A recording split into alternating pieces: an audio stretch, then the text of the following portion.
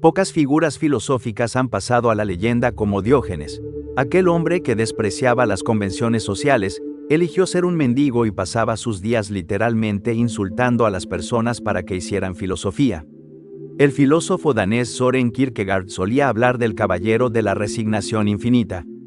Es una idea compleja y debatida, pero Kierkegaard quería representar con esta figura a una persona que renuncia a sus deseos y anhelos en este mundo. Por lo tanto, un caballero de la resignación infinita podría amar profundamente a alguien, y aun sabiendo que nunca estarán juntos, aceptar ese hecho con serenidad. Es capaz de absorber los males del mundo porque puede aceptar su destino en un instante, transformando un deseo terrenal en su forma abstracta, infinita y eterna. Pero Diógenes fue quizás incluso más extremo que esto, porque renunció a todos los bienes materiales con una carcajada de desprecio. Se burló de todos los deseos triviales de sus compatriotas griegos y eligió vivir en la pobreza absoluta.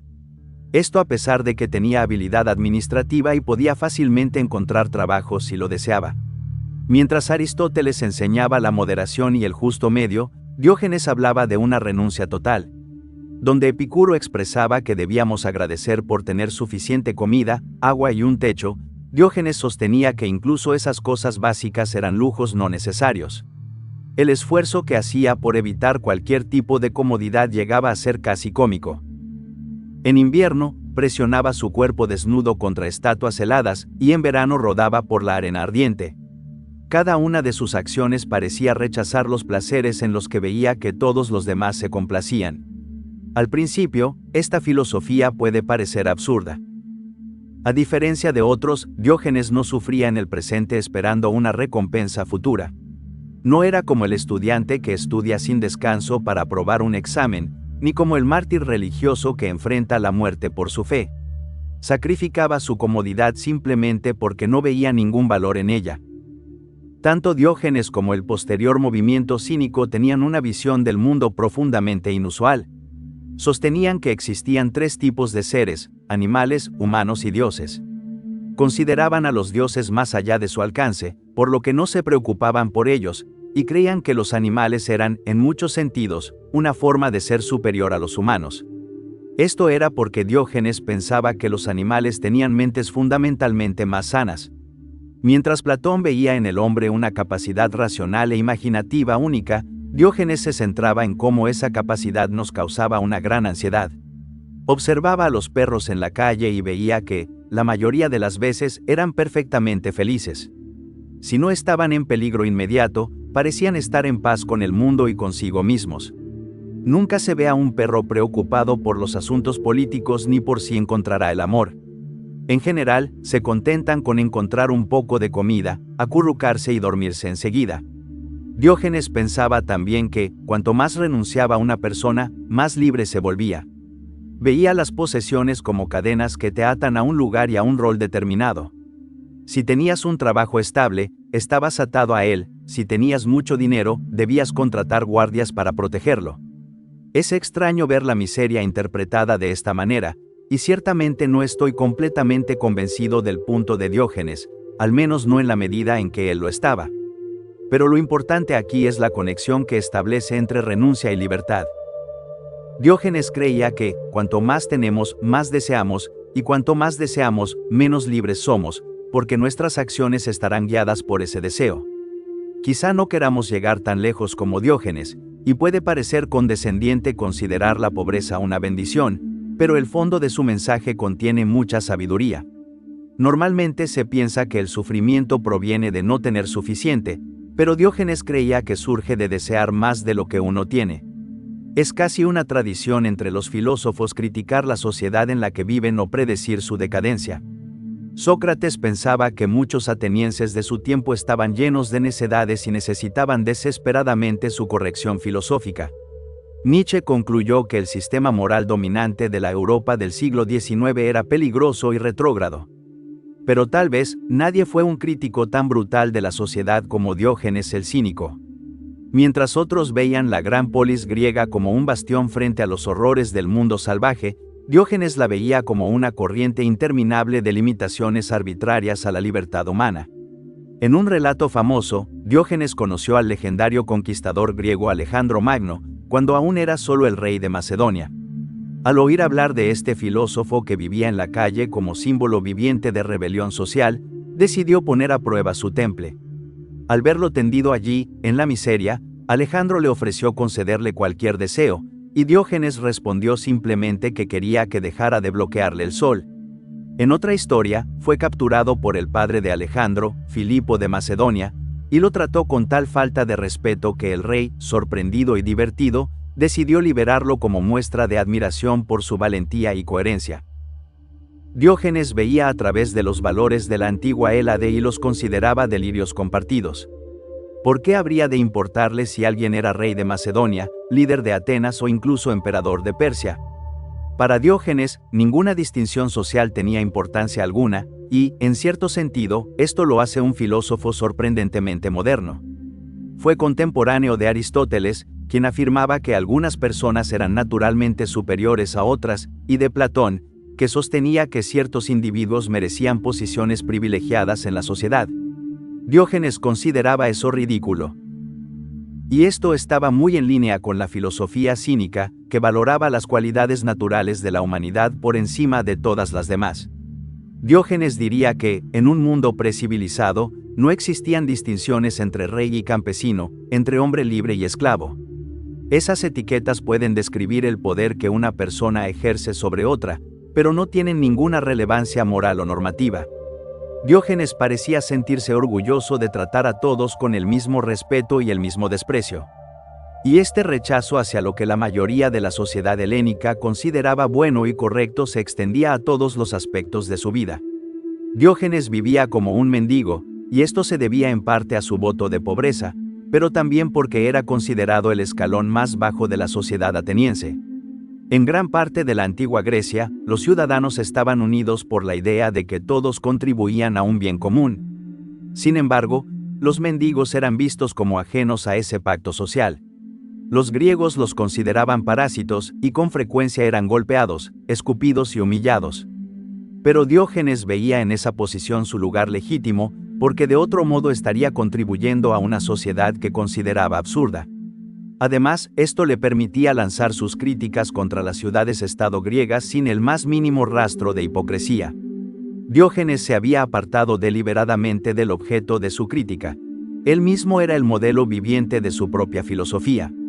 Demostraba lo frágiles que eran las expectativas sociales de Atenas y Corinto al vivir fuera de ellas y estar perfectamente bien. En gran medida, pensaba así porque, al igual que con el dinero, veía el estatus social como una trampa que aprisiona nuestra libertad.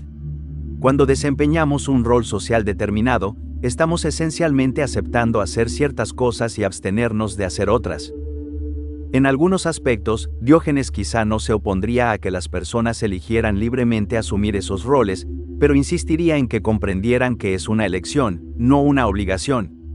Como argumentaría miles de años después Sartre, estamos condenados a ser libres, y la totalidad de lo que podríamos hacer resulta casi aterradora. Por eso fingimos con gusto ser menos libres, creyendo que estamos metafísicamente atrapados en un rol social determinado. En cierto modo, hoy hemos mantenido viva gran parte de la crítica de Diógenes. Después de todo, nosotros también rechazamos las normas de la sociedad ateniense, ya no practicamos el ostracismo ni la esclavitud. Por supuesto, Diógenes volvería su ojo crítico hacia nuestro mundo y se preguntaría en qué puntos nuestras propias convenciones son arbitrarias o irracionales. Desde luego, junto con su crítica a la sociedad vino un elemento adicional muy importante, la desvergüenza. La filosofía de Diógenes sobre este tema merece atención por su radicalidad absoluta, simplemente no sentía vergüenza. En una ocasión, Platón estaba dando una conferencia en la que definió al hombre como un animal bípedo y sin plumas. Para burlarse de ello, Diógenes entró al aula con un pollo desplumado en la mano y exclamó: «Aquí está el hombre de Platón». Una vez, Platón lo vio lavando lechugas y comentó: «Si hubieras adulado a Dionisio, el gobernante de Siracusa, ahora no estarías lavando lechugas». A lo que Diógenes respondió: «Si tú hubieras lavado lechugas, no habrías adulado a Dionisio». Con su ingenio, Diógenes hacía aquí una importante distinción. Él era el verdadero filósofo incorrupto. Platón, en cambio, había buscado el favor de los ricos y poderosos y se había corrompido en el proceso. Se había enamorado de su propia fama e intelecto, y así se había convertido en un hipócrita respecto a las enseñanzas de Sócrates. Por su parte, Platón consideraba a Diógenes como una versión de Sócrates que había perdido la razón. De hecho, Diógenes se asemeja mucho a un personaje que Platón creó en su diálogo sobre el maestro de los estoicos, Gorgias. En esa obra, el personaje Calícles sostiene que todo debe hacerse conforme a la naturaleza, sin importar cuán vergonzoso pueda parecer. Esto también le permitía soportar su pobreza extrema, como no sentía vergüenza por ser visto como sucio o vulgar, podía sentarse felizmente bajo el sol ateniense y disfrutar del efecto que eso causaba en los peatones más juiciosos. Es tentador retratar la filosofía de Diógenes como casi sociopática, pero eso sería una caricatura. Los cínicos valoraban no hacer daño físico a las personas y respetaban la libertad y el consentimiento como derechos universales. Lo que ocurre es que Diógenes veía la vergüenza como una fuerza que obliga a las personas a actuar bajo coacción, a rechazar a otros sin motivo y a atacar a sus semejantes para desviar el ojo vigilante de la vergüenza de su propia puerta. Y vale la pena tomar en serio esas críticas, aunque no queramos llegar tan lejos como él. La vergüenza ha causado un daño terrible en la psique humana durante generaciones. Nos ha llevado a reprimir nuestros sentimientos más profundos, a discriminar por razones arbitrarias y a sostener sistemas morales crueles que han dañado y matado a muchas personas. Tal vez también sea un componente necesario del pegamento que mantiene unida a la sociedad. No podemos resolver esta cuestión aquí, pero si aprendemos a ser un poco más como Diógenes y, al menos, a controlar nuestra sensación de vergüenza, sin duda aumentaremos nuestra libertad. Esta falta de vergüenza también es de gran ayuda para cultivar ese bien tan nebuloso pero valioso llamado autenticidad, es decir, la honestidad con nosotros mismos y con los demás respecto a nuestras creencias y deseos. En realidad, sabemos muy poco sobre la filosofía positiva de Diógenes, aunque al parecer tenía una. Se le atribuyen varios escritos, entre ellos uno titulado La República, donde habría descrito su visión de una sociedad ideal. Sin embargo, más que un proyecto político serio, parece haber sido una sátira dirigida contra lo que los atenienses consideraban la forma correcta de gobernar un estado. A diferencia de casi cualquier otro filósofo de su tiempo, no mostraba ninguna preocupación por lo que hicieran los dioses. Veía las instituciones religiosas como un obstáculo para la independencia humana y aconsejaba prescindir de ellas. De los fragmentos y aforismos que se conservan de su obra, parece ofrecer mucha más crítica severa que consejos positivos. Empezamos así a formarnos una imagen de un hombre de pie, al margen de la sociedad, lanzando insultos desde su tinaja de cerámica. Podemos resaltar tres sesgos cognitivos contra los cuales la filosofía cínica está especialmente bien posicionada para combatir. El primero es el famoso sesgo de confirmación, que es la tendencia a buscar evidencias que confirmen nuestras creencias preexistentes en lugar de aquellas que las refutan. El segundo es la desindividuación, un fenómeno psicológico complejo que, en parte, se refiere a nuestra tendencia a delegar la responsabilidad personal cuando muchas otras personas a nuestro alrededor creen lo mismo, o cuando estamos en una multitud. Y el tercero es el sesgo de repetición, que consiste en creer que algo es verdadero simplemente porque se nos ha repetido muchas veces, aunque no tengamos ninguna evidencia real. Juntos, estos sesgos pueden formar una especie de muro que impide que nuestro pensamiento evolucione, tanto individual como colectivamente. Aquí es donde entra Diógenes, un crítico incisivo, casi maligno, que de manera instintiva adopta el punto de vista opuesto a lo que diga la mayoría. Perfectamente situado para sacudir a cualquier grupo de personas que se haya vuelto demasiado cómodo con sus propias opiniones. Platón describió una vez a Diógenes como el Sócrates enloquecido. Lo decía como un insulto, pero en realidad me parece una descripción bastante adecuada. Mientras Sócrates era un maestro del desafío cortés y civilizado, el ingenio y el lenguaje mordaz de Diógenes hacían imposible ignorarlo. Y, en cierto modo, este es un papel muy valioso. Sin contrarios valientes y molestos como él, estaríamos mucho más en riesgo de caer en el piloto automático, de perder la capacidad de salir de nuestra perspectiva personal y ver el mundo con ojos frescos. Podríamos convertirnos lentamente en lo que Kierkegaard describía como un rebaño, que repite una misma doctrina sin saber por qué la cree ni qué impacto tiene. No es de extrañar que tanta gente insultara a Diógenes, y esto es bastante predecible. Es mucho más cómodo sentarse y reforzar las propias ideas que verlas ridiculizadas y atacadas por un vagabundo medio desnudo y ligeramente maloliente. Cabe destacar que fue solo muchos años después de su muerte cuando la gente empezó realmente a venerarlo, cuando ya no corría el riesgo de encontrárselo en persona. Diógenes no solo predicó, sino que vivió y aplicó la filosofía cínica, a diferencia de quienes critican un estilo de vida sin modificar en absoluto su propio comportamiento. Son los que condenan los lujos de la sociedad moderna desde sus casas de 4 habitaciones, o se quejan de que ya poca gente puede mantener una conversación tranquila, mientras insultan a quienes piensan distinto.